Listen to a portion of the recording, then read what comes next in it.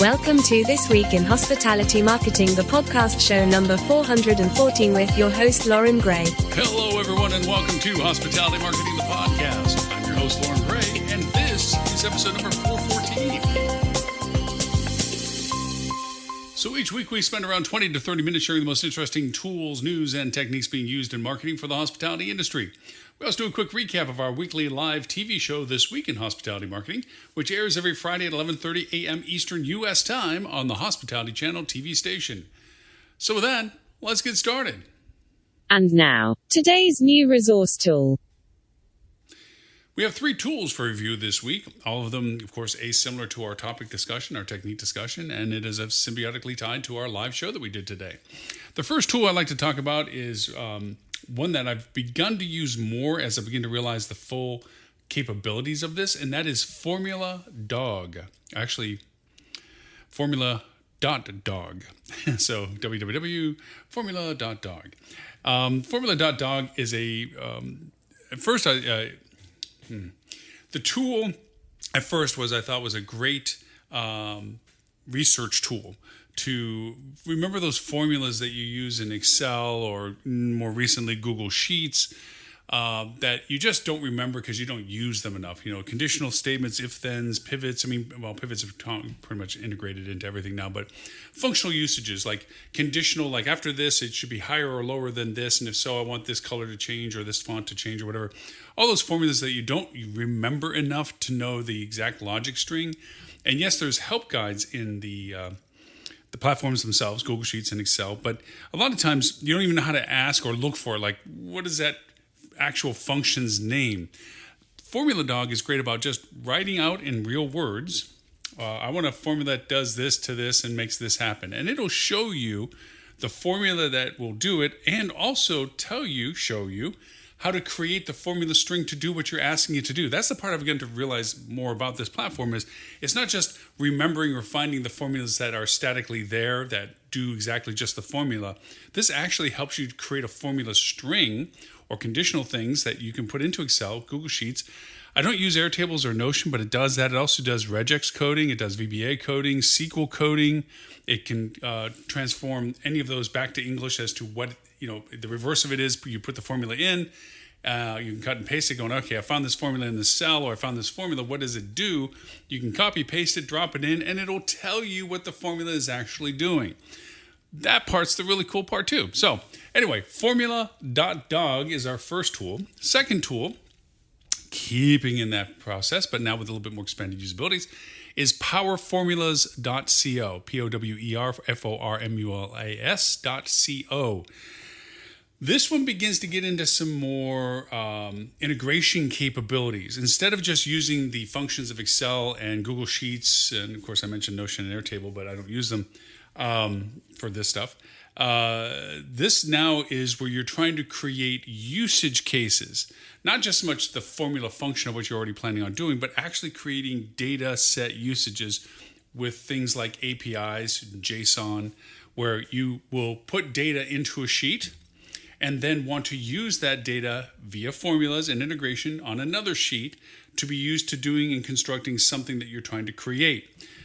I'll be honest, what I use these for is creating custom functionalities on comp set analysis and data correlations and confidence factors, things that are very chuggy when it comes to time consumption. So the more you can say, hey, take this data, put it in this file sheet over here with these identifiers, columns and rows and identifier sections and so forth. Now, using that, I want it to be applied to functions. So API connectivity to get the data and then bring it over to another sheet with functions. Powerformulas.co is really very cool about that. It also is integrated with ChatGPT. And for that reason, you can begin to create modeling with this, where you can take your own data set and use the AI function, ChatGPT's function, in it about your own data. And that's a critical component to that. I'm beginning to realize more and more about the authenticity and truism of data. If your data is accurate, if your data is your data, you know what data it is, if I can't use the word data more often, then you can create a sequence of AI usage in a formula as prompt, in a formula to Use only your data in constructing a response or answer. Very important. So powerformulas.co is our second tool. Third tool is kind of off the reservation to this in the sense that it still uses the idea of Google Sheets more particularly, and I want to shift that over to, I know that there's cloud storage for Excel and so forth, and I'm an Apple person, so for me, Word and using Microsoft is functional, and I truly, generally, in my heart of hearts, enjoy Excel more than Google Sheets because that's what I learned from and through. Actually, I learned first on Lotus, then on Excel, if you want to go back to my ancient times. But Google Sheets the robustness of Google Sheets is the cloud supporting storage, the almost limitless, and I say almost limitless, ability to make massive data tables and use those data tables cohesively with other Google Sheet functions. Hence the third tool, epiphany.io, API-PHENY.io. Epiphany.io is so freaking cool because APIs, programming calls where you can connect to platforms and so forth. And we've talked about interconnecting things like Zapier and Pabbly and IFTT and things like this. But APIs allow you to tap data from sources. What that allows you to do is to take data from sources that you haven't of your own, like your guest listing and or things like that. And you want to pull in weather.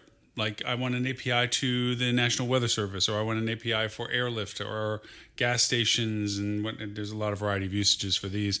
But you can pull this information in, and as long as you qualify how you identify the data via epiphany.io, then you can then use that data in the formulas of what you want it to be compared against or how you want to interpret it. You can look at all this data. It just pulls all time, temperature, forecast, everything like this, and say, hey, let me go over and start creating formulas about comparing weather to my business cycle, let's say. Well, those are two different data sources. So you pull the API data in for the weather into a sheet, and then you take your data of your business cycles, put it into another sheet, and then make a comparison using formulation to say, correlate these dates, correlate these things, and draw then some comparisons. And you start creating a model of this to see if there's a correlation of weather in comparison to your business cycle, which we know, Captain, obviously there is.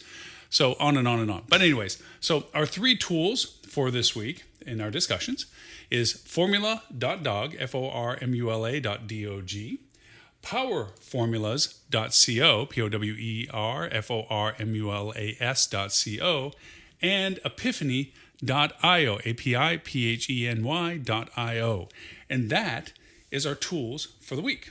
Now, for this week's hospitality technique. So our technique this week, no surprise here using these tools discussions, is calculating trends for budgets with actual data. As I mentioned in my relatively long discussion over the tools, especially when it comes to API data pulled in or using your own data into sheets and then creating formulas to look at either of those data or combine and compare them or whatever you have intended to do, it's a way of looking at trend analysis. Taking your own data first. If you take a lot of your hard data as to your businesses, your occupancies, your ADRs, your length of stays, whatever sourcing you find relevant as KPIs, and you put it into a data set. Sometimes it's a simple extraction from your data. Other times it's transportable.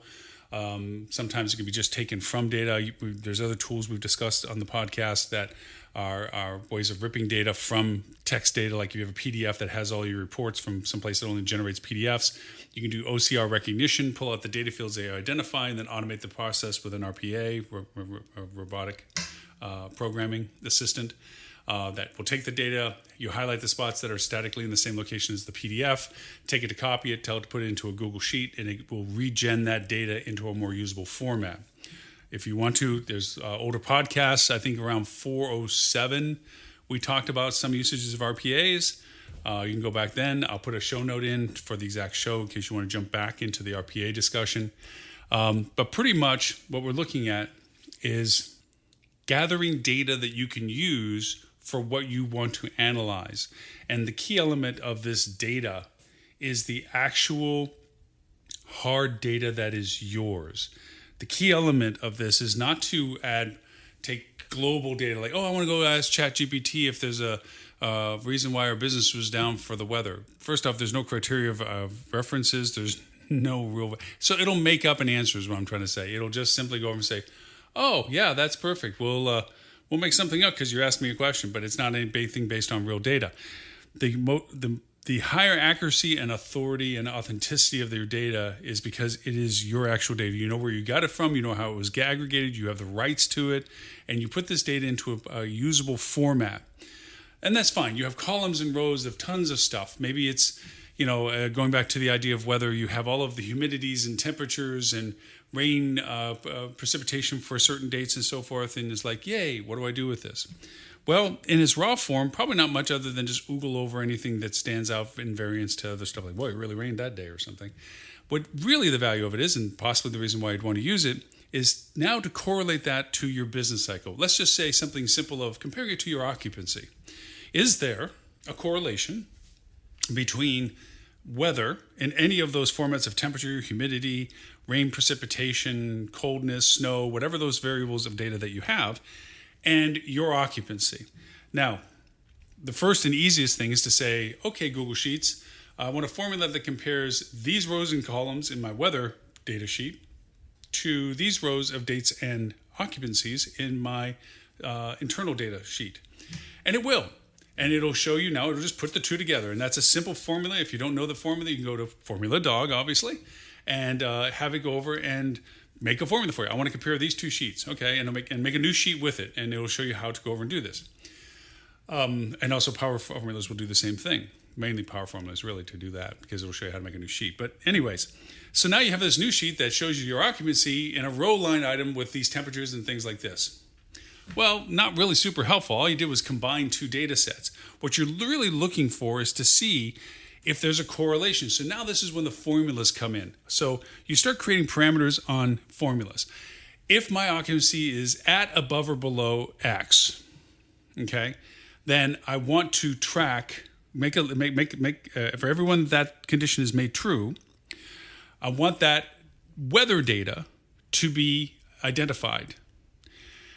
On the other side, a formula could be for the weather. If the weather is at, above, or below this, and weather being any of the variables that you have, temperature, humidity, precipitation, storm warnings, there's lots of segments of data that you can cull through as to which one you want to use.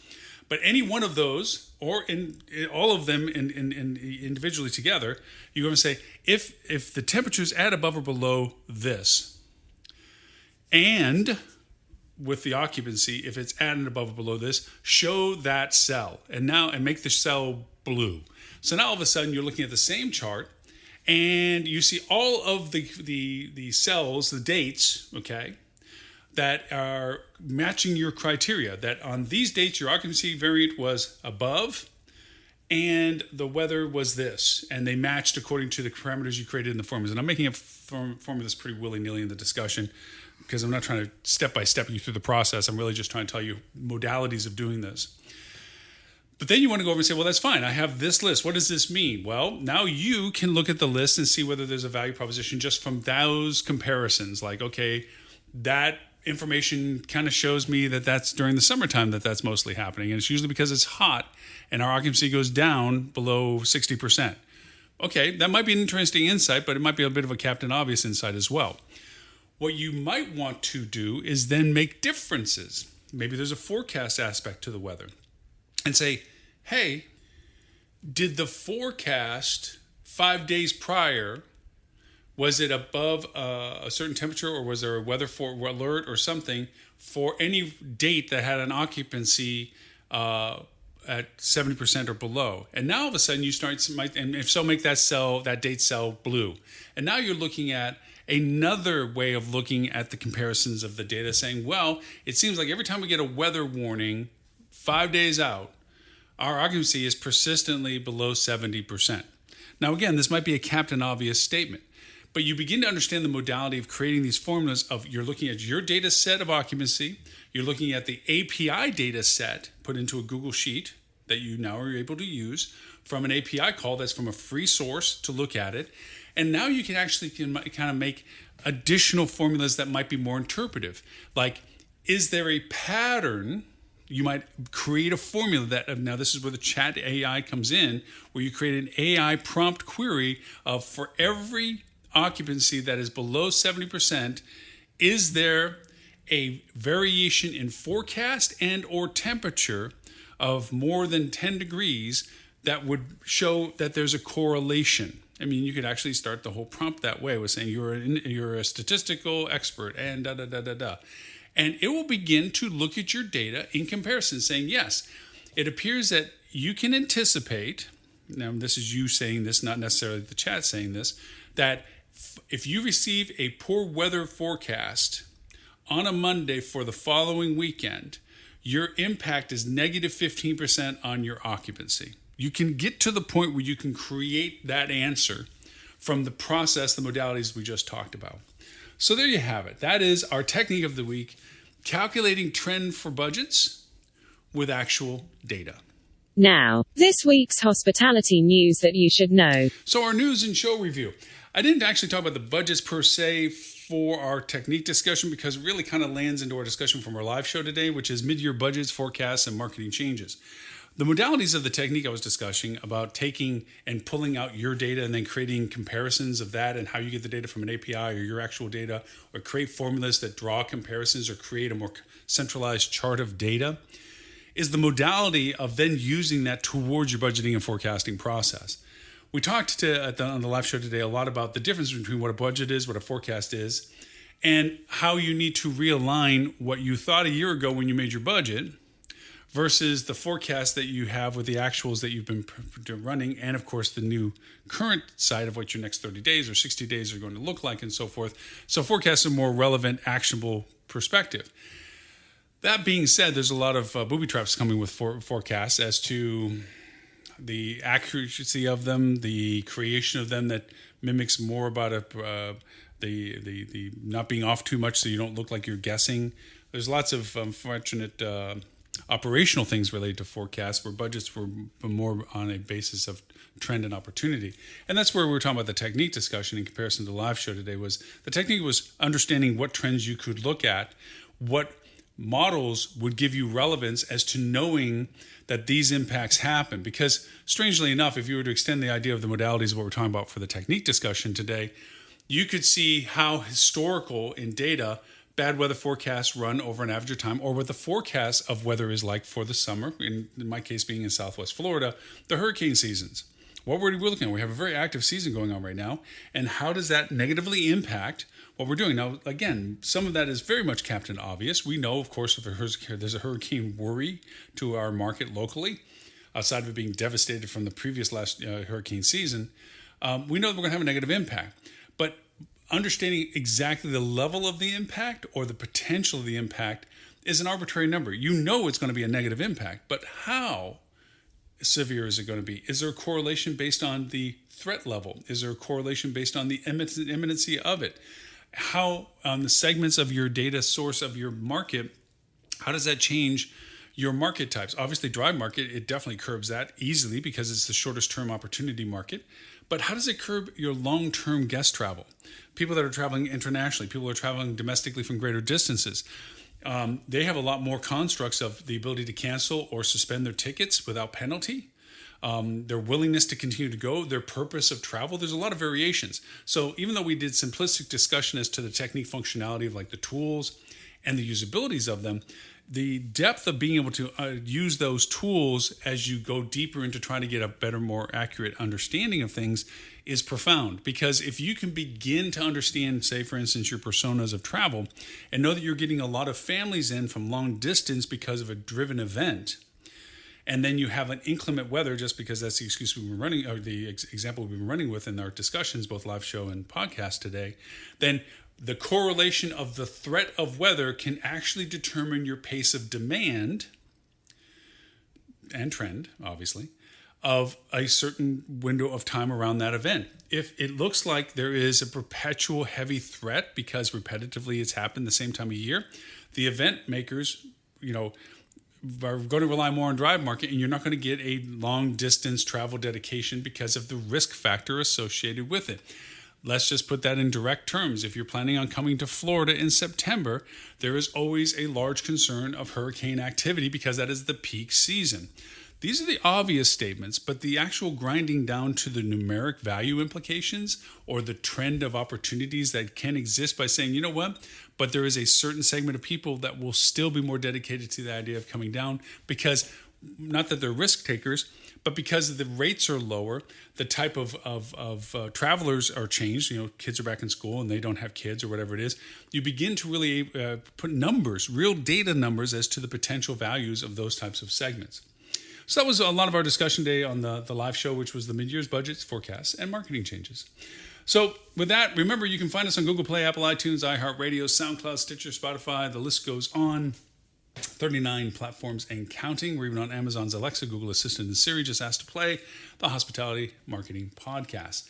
Of course, no matter which one you may use, if you like the show, please rate us favorably, I hope, and leave a comment that helps others discover our content on all those platforms. And of course, if this is the first time you're hearing us, smash the subscribe button and follow us each week as we give you more and more content related to hospitality marketing. If you want to catch up on what we've done over the past 10 years of weekly live shows, 10 years, actually 17 years of podcasting, you can go to hospitalitychannel.tv. There we have a forever circular run of I Love Lucy reruns of our live show and our podcast. It is a searchable database as to topic and or guest host and or data broadcast. If you want to catch us on TV for our live show, which we do every Friday, 11:30 Eastern U.S. time, called This Week in Hospitality Marketing, the live show, you can go to our TV station, which is a real TV station on your Roku, Google, Amazon, Apple, or Prime, or LG, or Samsung, and that is at Hospitality Channel. You look for it there, or if you want to look at our iOS app and or Google Play, look for the Hospitality Channel. And online, you can sign up for the broadcasts. There is a paid wall for the paid, but the live show is always free. You can go at talktravel.tv. So with all of that, and of course we simulcast on Facebook, LinkedIn, Twitter, YouTube, Twitch, all of those. For all of that, thank you for the privilege of your time. My name is Lauren Gray, and I look forward to talking to you all next week. You have been listening to This Week in Hospitality Marketing, the podcast show 414, brought to you by Hospitality Digital Marketing and in support of the HSMAI, Hospitality Sales and Marketing Association International, all right reserved, copyright 2023.